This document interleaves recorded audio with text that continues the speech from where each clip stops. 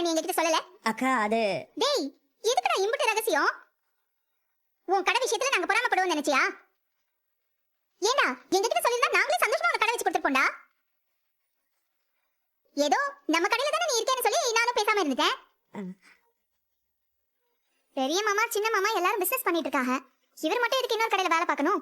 அதனாலதான் அவருக்கு ஒரு கடை ஆரம்பிச்சு கொடுத்துருக்காங்க. ஏய் நீ என்ன இன்னொரு கடை அது இதுன்னு சொல்லிட்டு இருக்க? கொஞ்சம் பார்த்து பேசு.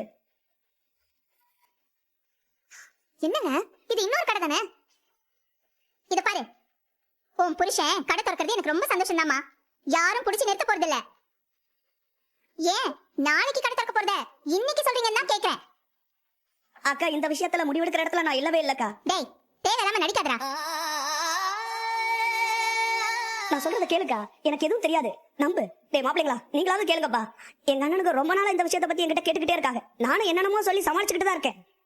கடையை எனக்கு தயவு செஞ்சு வச்சு கொடுக்காதீங்க, வேணவே வேணான்னு தான் சொல்லிக்கிட்டு இருக்கேன். அவங்களே போய் திடுதுப்புன்னு கடையை பார்த்துட்டாங்க. திறக்கிறதுக்கு நாள் அவங்களே குடிச்சிட்டாங்க. ஆத்தாவும் அதுதான் சரின்னு சொல்லிச்சுக்கா.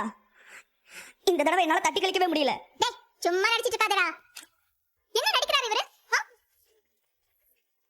சுகன்யா, இப்ப எதுக்கு கத்திக்கிட்டு இருக்க? அமைதியாரு. தயவு செஞ்சு கொஞ்சம் அமைதியா பேசு. நீங்க எதுக்கு